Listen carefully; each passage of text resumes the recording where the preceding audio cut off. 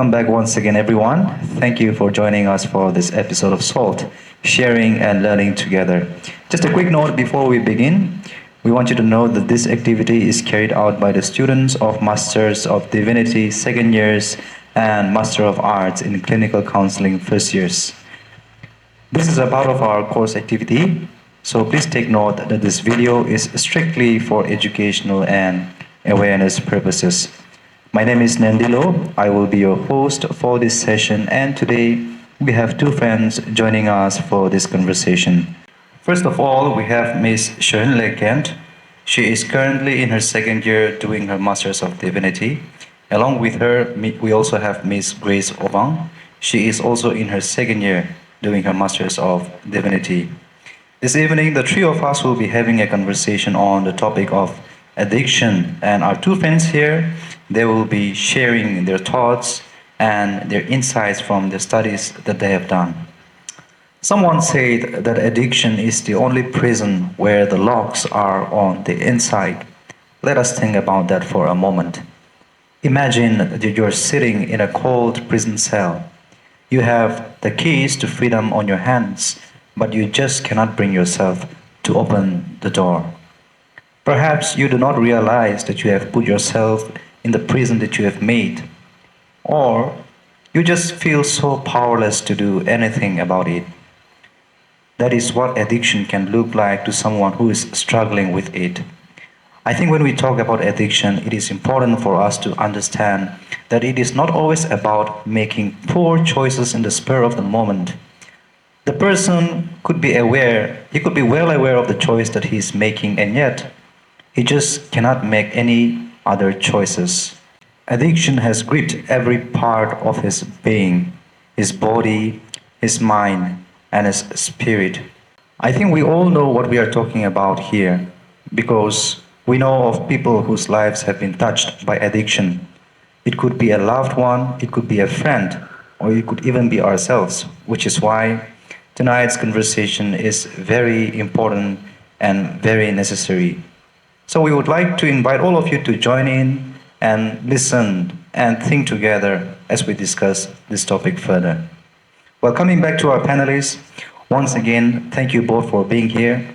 I know we have a lot of things to talk about this evening, but perhaps it will be helpful if we begin by looking at the issue first and try to understand what it really means. So, here's your first question. Would you like to tell us what addiction really is? I mean, how do we understand what addiction is according to you? An addiction. An addiction is any thinking or behavior that is habitual, repetitious, and very difficult and impossible to control, regardless of the consequences. It often takes a person's life, affecting physical health, mental well-being, relationships, and responsibilities. Addiction creates a false sense of relief and pleasure, while in reality, it brings harm and destruction. Over time, it becomes a circle where a person feels trapped, unable to stop, despite knowing the negative outcome. All right. Thank you, Sharon, for that explanation. Well, can we also talk about, what are the different causes of addiction? I'm sure that there are many, but maybe you can pick out on some of the most important ones and tell us, which of those causes are, the most serious or maybe the most relevant for us in our society today. The most relevant and serious causes of addiction in our society today can be family and peer pressure. Causes of addiction can also come from family. Problems like lack of care, conflicts in the family, and seeing family members who engaged in the using harmful substances can also lead a person to addiction. And peer pressure, this is also one of the common causes of addiction. The peer group influenced the and encourage the individual to engage in substances like alcohol and drugs, and also engage in behavior such as gambling and gaming that eventually leads a person to addiction. Thank you. I think that's very clear. Well, moving on. I found it really interesting when you talked about. I don't know whose paper that was, but you mentioned something about the stages of addiction, and I thought that was very interesting. So, um, could any one of you, maybe walk us through that? How it kind of start with experimentation at the beginning, and then later on it leads to full-blown dependence on the substance. Yeah, and then maybe as you answer that, can you also please tell us why it's so hard for someone to actually admit that they have a problem until it gets out of hand? I would like to bring four stages of addiction. The first stage is experimentation. Experimentation is usually the first stage. Here, people try alcohol, drugs, marijuana, and things like ghoul and pen thinner. At this stage, the body will not show serious damage. And the next stage, occasional use. Here, people may think they can stop if they want to, but the habit grows, and it goes to next stage, which is regular use. Here, it depends when substance and behavioral becomes a part of daily life. Used often to relax, cope with stress, and to feel good. And finally, the final stage. At this stage, full addiction takes place, and that person depends only on substance and behavior completely. So it is very hard for a person to admit they have addiction. I have a friend who is addicted to alcohol, and he often deny it, and he feel ashamed, and he says he is still in control. But addiction slowly develops, and the brain changes. It makes a person difficult to admit the truth, and until it becomes serious. Yeah, I think that makes a lot of sense because usually um, people who are addicted, they would not want to admit that they're addicted. They think that they are in control of what they are doing until they try to get out of the habit, and they find it very difficult. And so, yeah, I think that was a very helpful explanation. Now, in your study, you pointed out that alcohol abuse, I mean, any kind of abuse for that matter, it does not harm just a person, but it also affects the marriages, it affects family and the people around them. So, could you maybe share a little bit about how addiction impacts not only the individual, but also the people around them? We all know that addiction is not a private problem.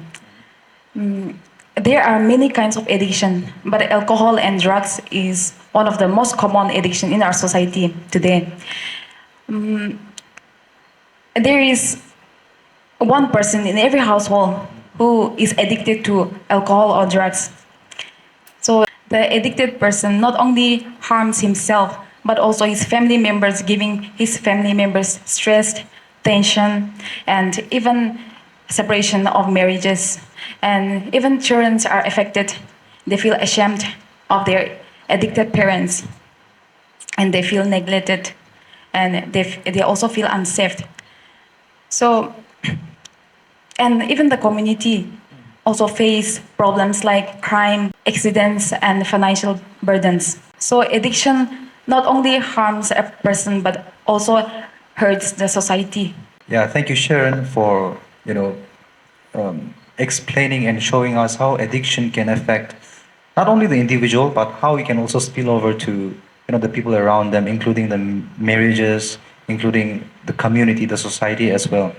Now, maybe we will go to Grace. We know a lot of people who struggle with addiction go through so much shame and rejection, and we know that they often get judged or treated like outcasts in the society. And to some extent, I think as a church, we are also partly responsible for that. And I feel like it's time we change that kind of approach. So in a very practical sense, can you tell us what are some ways that we, as a church or as a community can actually do to provide care and safe spaces for people who are struggling with addiction?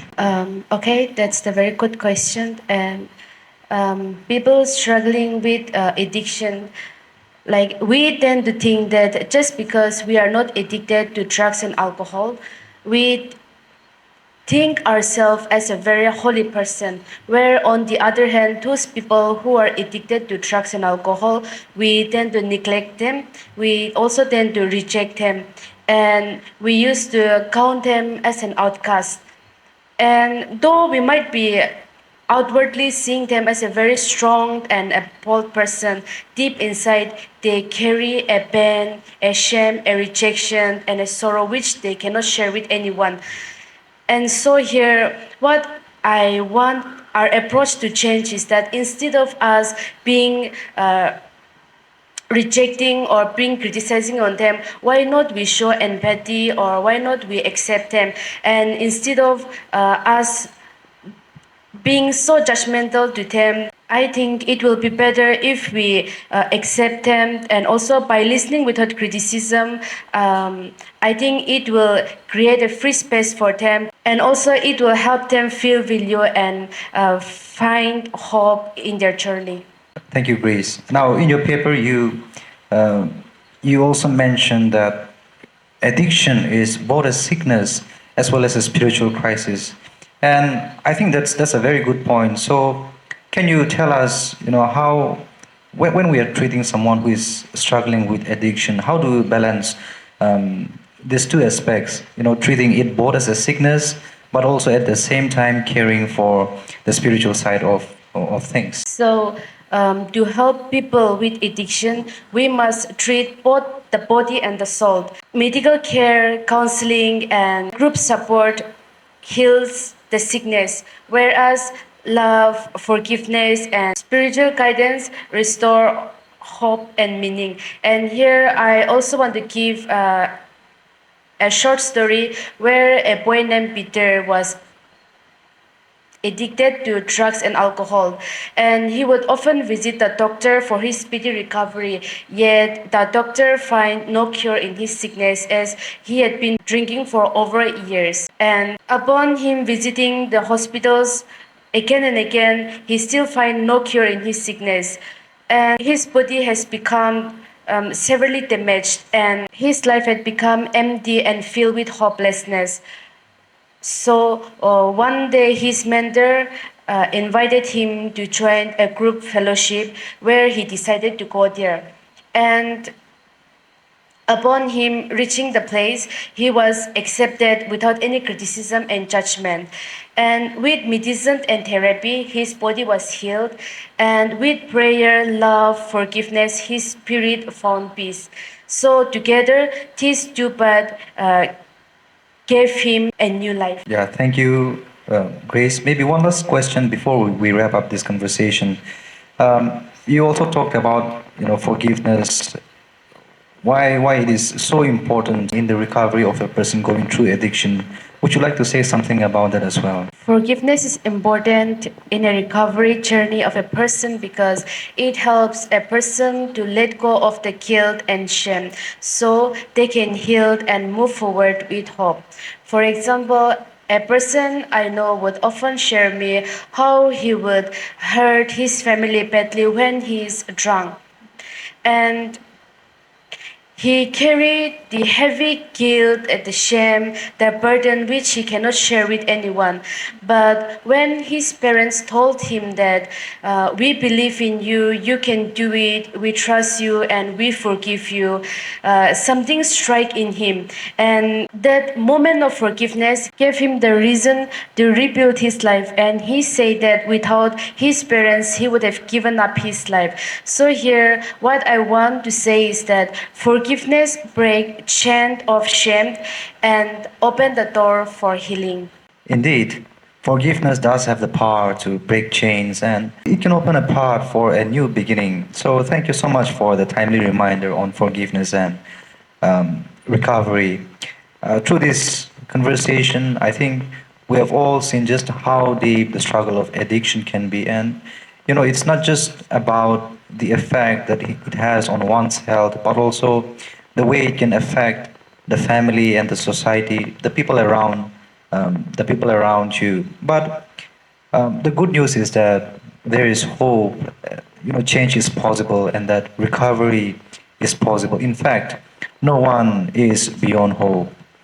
With that, we have come to the end of our discussion for this evening. But maybe before we wrap things up, we'll give a few minutes to our panelists to share a thought or two, maybe to encourage, or maybe just anything. Yeah, please. So, for the words of encouragement here, what I want to remind you is that no matter what situation you might be going through right now or what circumstances you might be facing right now, I want to remind you with the Bible passage is that as it says in Philippians 4 verse 13, I can do all things through Christ who strengthened me. So with Christ, everything is possible. So don't lose hope and always think that you can do it better.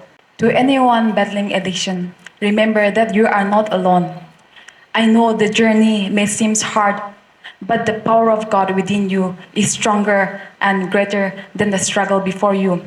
Every new day is an opportunity for you to rise and shine. So don't give up because with God, freedom from addiction and restoration are possible. Okay, thank you for sharing those final words of encouragement.